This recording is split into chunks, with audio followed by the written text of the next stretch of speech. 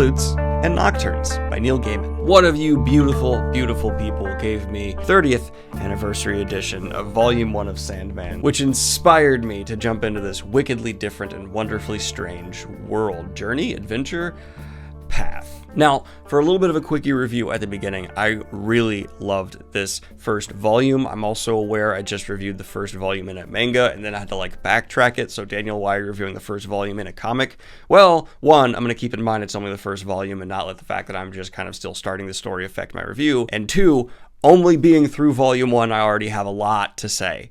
And I want to make sure I say it before I finish this arc, this story, because I feel like I may forget a few points I really do want to hit on here. Now, getting the more surface level things out of the way right away, and definitely something I do feel the need to make a focal point, even though it's not necessarily part of the narrative, depending on how you look at it. Well, it is. It would be stupid to say it's not part of the narrative, but it's not part of Gaiman's written word. But the art here, how this story is showcased, is an absolute textbook pinnacle example of how the medium of comics can enhance a story. Very often, the comic book panel has its nose turned up at because people feel it's a lesser medium to tell a story in. And I fully disagree. No, not every story should be told through comics. We see a lot of adaptations into comics that just don't add anything. But this right here, this story is absolutely benefiting from the visuals brought to it by the incredible artists. Sam Keith, Mike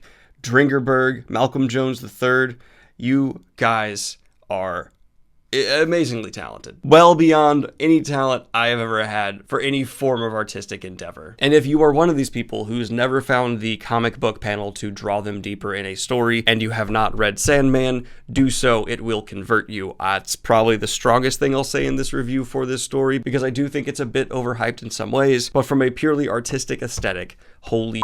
Now let's go ahead and jump into talking about characters. So for the first volume, we have a pretty contained cast. We obviously have Dream, who I think throughout the comic is also called Morpheus. He starts out in a pretty vulnerable state after he's been captured, and we watch him kind of grow in strength and in motivation as he's seeking out his lost objects. But we also get a lot of emotional vulnerability from him near the end. And I think that makes him a really easy character to latch onto and a really easy character to root for, even though, at least for me, I'm not entirely sure what kind of character we're following at this point. I'm not sure how much of a morally gray character we're dealing with, if he's more of a good guy, more of a bad guy, or if he's just a mess. But regardless of what role he plays in this world, he's an easy one to want to follow more from and to want to learn more about. There are also several antagonists that we're introduced to throughout this comic, people that he has to face off against in order to get his objects back. And we get varying levels of depth from them as well. Some of them we get a good amount of story on and develop compassion for, and some really we don't get anything from. But I think the other character that really stands out to me is his sister, who we're introduced to in the end. I know that we are going to be introduced to his other siblings as well throughout this comic series, and I don't know a lot about this series, but from what I know, I do know that this is something that's going to be expanded on a lot, and I think that this first volume did a great job of giving me the amount of information I needed to latch on and want to follow these characters more without giving me too much and still making me really need to learn more. Now that we have character out of the way, let's transition into plot, because the plot for Sandman is where some of my issues may arise. Note that I am saying may. That is very important here because it is only volume 1, and I'm well aware that my feelings right now could absolutely be proven wrong, but it seems to me that at the beginning of a story, which is in this medium, which has less page time and ability to tell a story than other written mediums, you really need to tighten up the plot and be as focused on possible as getting me as invested as I can. And the Sandman lens, and this is going to be a personal preference, is more focused on establishing atmosphere and exploring themes with this character than necessarily getting you hooked into its main plot. I still really enjoyed that. We're going to touch on things like theme in a second, but for me, I really would be compelled in a story by the story. I don't necessarily want to be coming back just for characters, because I've found that to have rather high diminishing returns, at least in my previous experience with reading, anything. It's hard to keep an audience engaged with purely a character being the main draw, or tone and atmosphere. You really want your plot to be what grabs your audience by the throat and rips them back in. But I'm sure I could be wrong in this. The plot could progress in a way which suddenly makes every single beat set up here in the first volume completely necessary, and if that's the case, my later review will reflect it. It's just how I'm feeling right now. Consider this one of those booktube,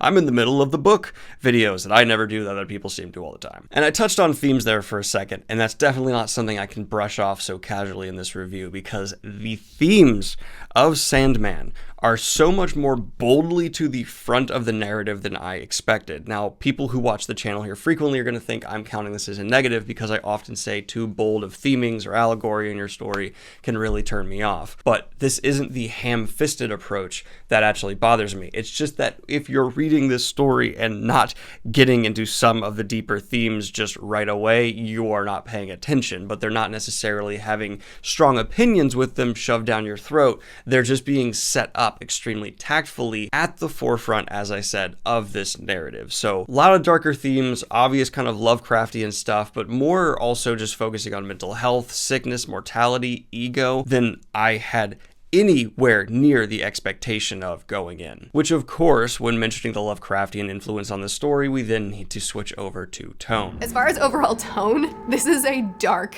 comic. There's a lot of gore, there's a lot of violence. We are in hell at one point, though it's kind of more funny than anything else. But this is only the first volume, and it's already pretty dark, and I have a feeling it's only going to get darker. Actually, I've heard that some volumes are dark and some volumes are pretty light. I don't know how true that is, though, but at least for the first volume, it sets me up thinking that I'm getting into a pretty dark world, and it's one that I may want to take a little bit slowly, but that's definitely worth knowing because there's a lot to take in with this book. It was also probably one of the strangest things I've read in a while, and not all of it entirely makes sense yet.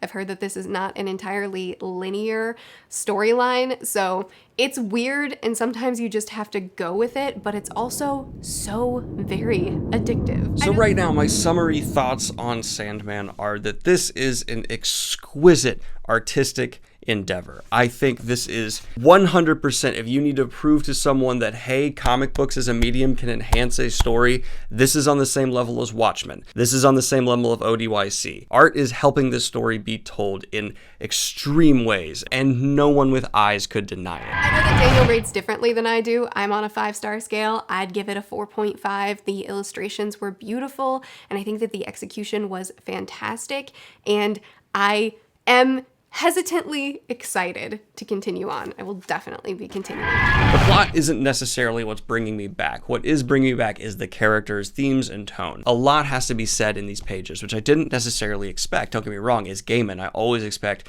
Gaimen to be surprising me as a reader. It's just not where I assumed the focus of the narrative would be, but to my interpretation it is. I love this gothic, dark story that is still giving its characters so much depth and agency. They're not just over-the-top portrayals of evil incarnate. They have human elements, which make Sandman all the more addicting to come back to.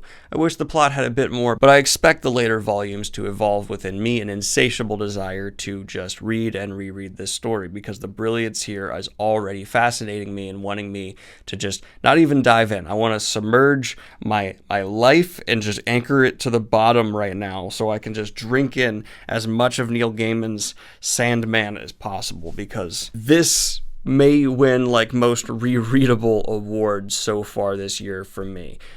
I want to go back through this comic now. Anyway, y'all, those are my thoughts for Sandman Volume 1. A lot to say about just the first looks into this story. Let me know what you think of Sandman in the comments down below. Like and subscribe if you have not already, and hit the Patreon if you want to support what I do here. Have a good one, y'all. Peace. Daniel, I don't know if you want me to finish this video out. I assume you're gonna come back in with the ending, but here's your ending in case you wanted me to finish it. So that's our review for Sandman. Make sure to check out Merphy in the description because she's a great booktuber as well. Hit the Patreon if you want to support what I do here. Here's some names on the screen if I still do that to talk about the people that support me really well. Don't forget to buy Sandman in the description through the affiliate because we both recommend it. And subscribe and hit like if you haven't already. Thanks for your support. I'll see you again probably tomorrow because I'm a madman. Peace! I hope you do your own outro. I'm sorry, Murph. I had to put your outro because that was too good not to use.